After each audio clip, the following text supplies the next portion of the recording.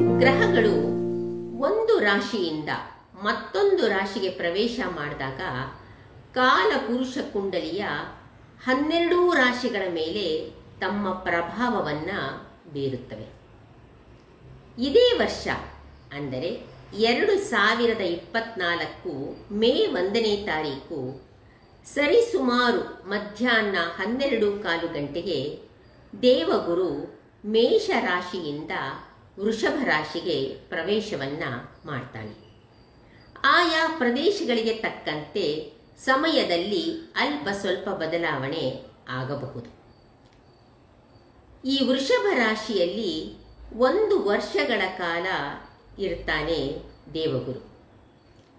ಈ ವೃಷಭ ರಾಶಿಯಲ್ಲಿ ಕೂತ ದೇವಗುರು ಈ 1 ವರ್ಷದಲ್ಲಿ 12 ರಾಶಿಗಳ ಮೇಲೆ ಏನು ಪ್ರಭಾವವನ್ನು ಬೀರ್ತಾನೆ ಅನ್ನೋದನ್ನು ಇವತ್ತು ನಾನು ನಿಮ್ಮ ಮುಂದೆ ಹೇಳ್ತಾ ಇದ್ದೀನಿ.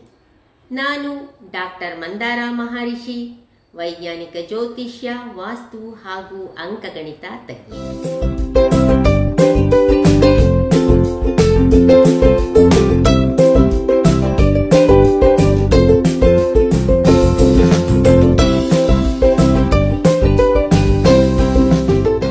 ಕುಂಭರಾಶಿಯವರಿಗೆ ದೇವಗುರು 4ನೇ ಮನೆಗೆ ಪ್ರವೇಶವನ್ನು ಮಾಡ್ತಾ ಇದ್ದಾನೆ.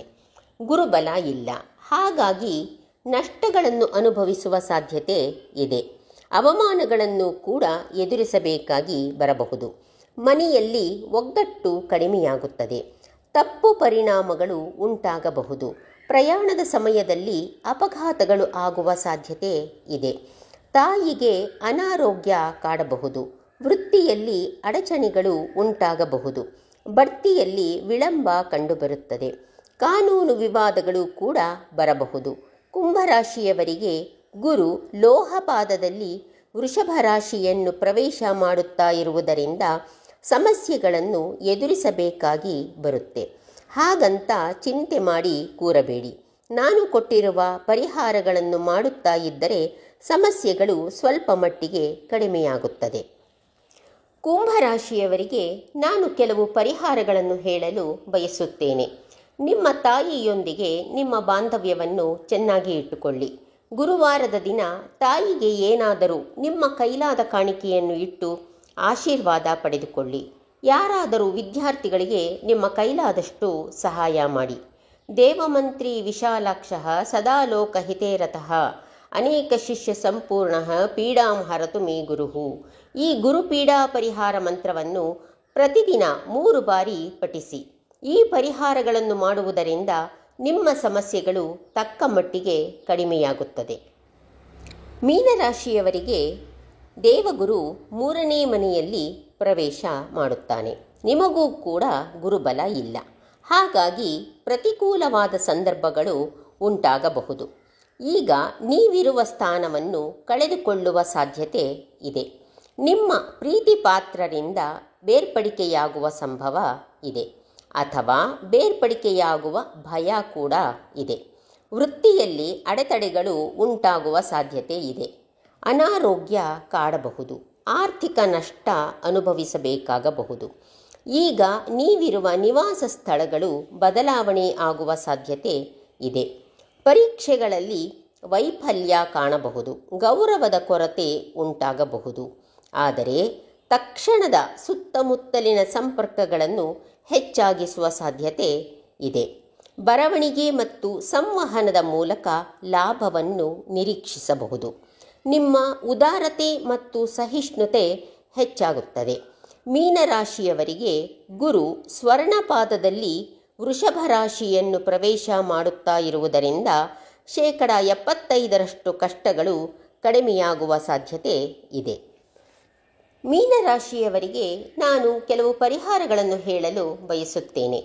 ನಿಮಗಿಂತ ಕಿರಿಯ ಒಡ ಹುಟ್ಟಿದವರು ಇದ್ದರೆ ಅವರ ಮನಸ್ಸಿಗೆ ಸಂತೋಷ ಕೊಡಿ. ಏನಾದರೂ ಅನಿರೀಕ್ಷಿತ ಕಾಣಿಕೆಗಳನ್ನು ತೆಗೆದುಕೊಡಿ.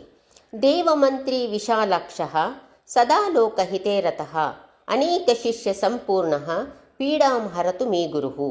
ಈ ಗುರುಪೀಡಾ ಪರಿಹಾರ ಮಂತ್ರವನ್ನು ದಿನಕ್ಕೆ 3 ಬಾರಿ ಪಠಿಸಿ.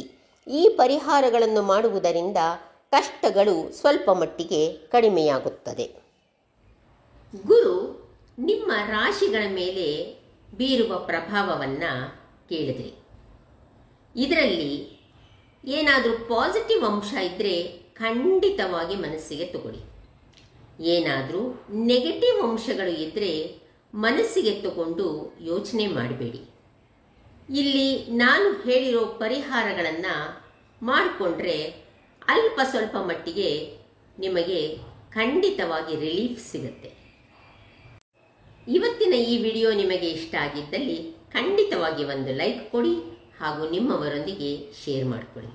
ಹಾಗೆ ಚಾನೆಲನ್ನು ಸಬ್ಸ್ಕ್ರೈಬ್ ಮಾಡೋದನ್ನು ಮರಿಬೇಡಿ. ಹಾಗೆ ಬೆಲ್ ಐಕಾನ್ ಕೂಡ ಪ್ರೆಸ್ ಮಾಡಿ. ನಾನು ಯಾವುದೇ ವಿಡಿಯೋ ಅಪ್ಲೋಡ್ ಮಾಡಿದರೆ ತಕ್ಷಣದಲ್ಲಿ ನಿಮಗೆ ಸಿಗುತ್ತೆ.